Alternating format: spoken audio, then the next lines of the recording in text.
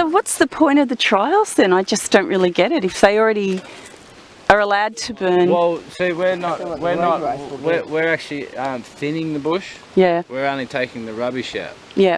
Yes? Yeah. All the shade tolerant trees, which are thyme, ragum, bloodwood.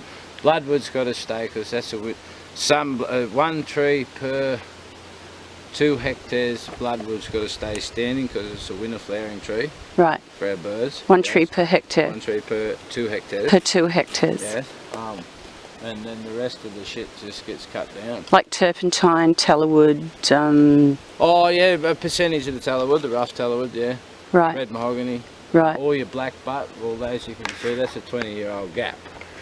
See, they come in here 20 years ago and they painted a ring right around that. And they just took everything. Right. Just flattened it. Yeah. Yes? Yeah. Burnt it. Yeah. And then it just regrowth itself. That's just regrowth itself. Was that thing Australian group selection? You read about that, I think. That's regrowth itself. And we just go through and we leave all the dominant heads. Yeah.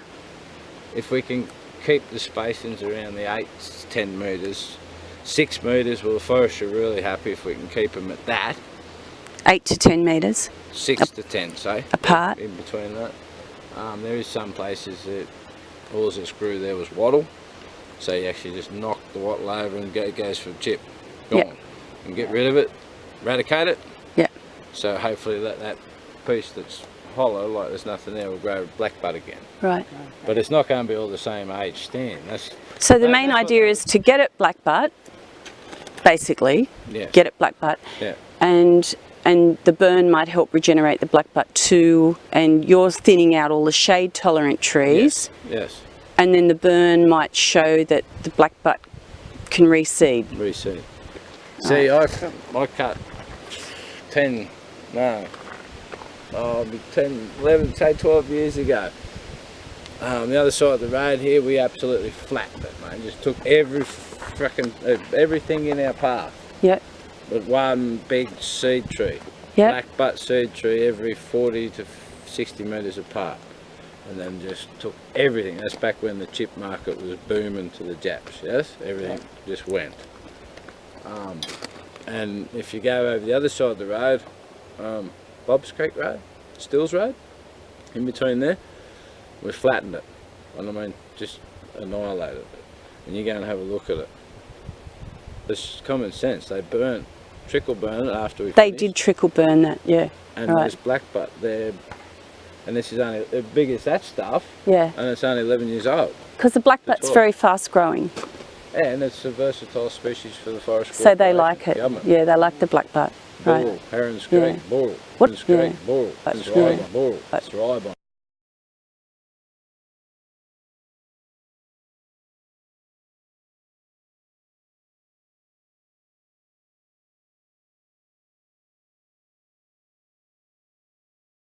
Compartment 127, Currawong State Forest. The area that you're about to look at will include compartments 127, 128 and possibly part of 129. This is a very good example of something that I've been trying to warn people about since 2010, which is that Forest Corporation New South Wales is deliberately sterilising the native forests of New South Wales. Native forests are being converted into what looks like plantations. The way this is done is to almost clear fell all the native forests and then to only leave one blackbutt seed tree to do a post-log burn after the emergence of some of the understory vegetation and or regrowth of some lignotubers from other species. And the post-log burn will help eradicate some of the native vegetation that was once there, and it will also help to promote the germination of the blackbutt seedlings, because the only trees left remaining are blackbutt. Now, in this area, there's actually an historical plantation further down, and that is clear-felled, and then all the native forest around it is almost clear-felled, and as I said, some blackbutt seed trees will be left. So that when the plantation's replanted with blackbutt and or the native forest just regrows with blackbutt, it's almost indistinguishable what is originally plantation and what is native forest. This is being done across the forests of New South Wales from Gosford to the Queensland border. In some places further north and say down on the south coast, this process of conversion might involve other species, but predominantly from the central coast of New South Wales way up all through the northern rivers, perhaps before you sort of get to the Tweed area where there's less public native forest, it is essentially a process of attempting a conversion of native forest into one vast pseudo blackbutt plantation. And this is it in action. This is what it looks like. This is what Forestry Corporation New South Wales has actually called world's best practice forest management. In 2010, it occurred to me that this wasn't really about the wood or about saw logs, that this was about some kind of sleight of hand whereby forests would be used in some way, some manipulative way, that would involve some kind of rorting of the carbon emission trading economy that is to come. Last year in Australia, we witnessed the terrible passing of some legislation that allows native forest biomass, when burnt or turned into wood pellets or co-fired with coal, to be called renewable energy, subsidised as renewable energy, competing with the large-scale renewable energy credits that would otherwise go to wind or solar or other genuinely renewable forms of energy. This is the result. We're seeing a complete ripping out of the guts of New South Wales forests. In other states it's occurring. It'll be different species. Here in New South Wales we've got a classic example of how you make the factory forest. Also, what the coalition have promised big timber industry that the regional forest agreements, due to expire all over Australia in the next 3 years, are going to be renewed, not just for another 20 years. They've promised the Australian Forest and Products Association and whoever their backers are internationally, evergreen extensions, a cynical phrase, evergreen extensions to regional forest agreements, so that these 20-year contracts to multinationals will renew almost automatically before they're due for renewal every 20 years, so that there can be more of this for Australian forests. This is essentially the giveaway of the whole Australian native forest resource in semi-perpetuity. When you get some kind of trade agreements whereby Australia will have to pay compensation should it change any of its internal domestic laws to try and stop this, I'm sure we'll be paying compensation for it. What it also means is that those who own the timber supply agreements, the corporations to Australian native forests, should they choose no longer to have this shocking, outrageous international biomass trade whereby you burn native forest biomass and call it renewable energy, should sanity prevail and that stop, who will own the carbon trading rights to these forests when they decide to leave the trees in the ground to absorb dangerous greenhouse gases, to sequester CO2? It'll be the corporations. The Australian people will have lost the Australian native forest resource. I personally am not so concerned about the carbon royalties or things like that. What is concerning me is that I don't see any habitat for wildlife.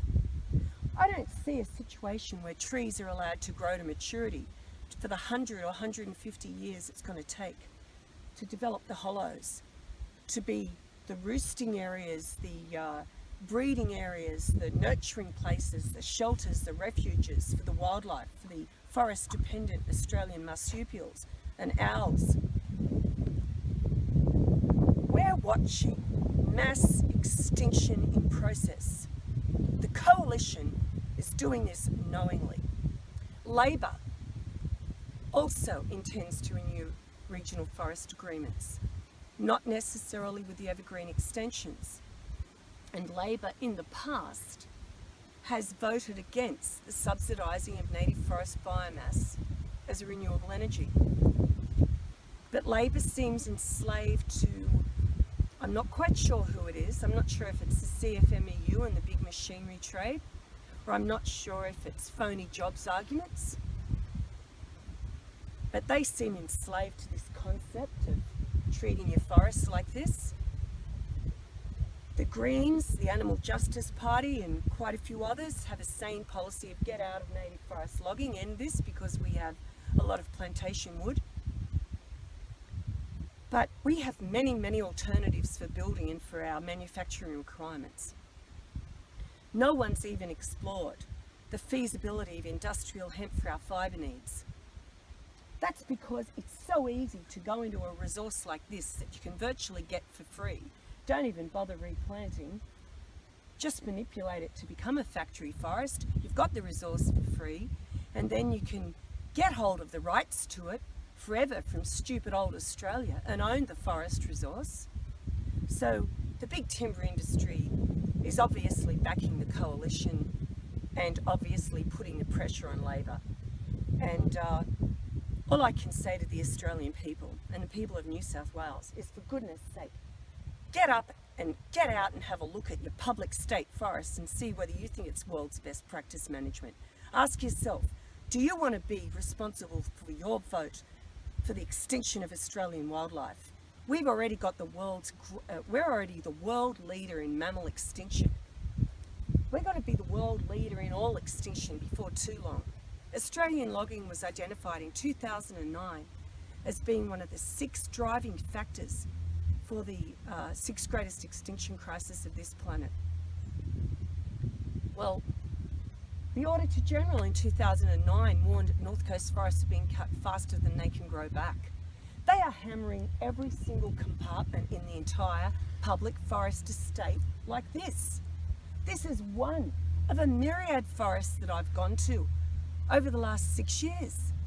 Every forest, across every mountain, down in every valley, is being completely destroyed. They're clearing to within 5 metres of the most remote drainage lines.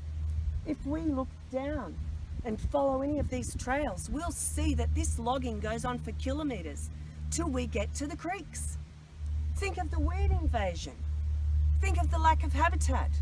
Think of the loss of the carbon sink. Think of the bushfires that rip through when you've destroyed the intact canopy that cools and shades the ground beneath and the understory beneath. They're creating a bushfire trap. Please have a look at the Natives Rule website, nativesrule.org. Please have a look at the Australian Forests and Climate Alliance website. Please look at Natives Rule, 2 separate words, Facebook. Please look at Australian Forest and Climate Alliance Facebook. Please inform yourself of what is happening to the forest. This is a national emergency. We will now film a little bit of what goes on beyond here.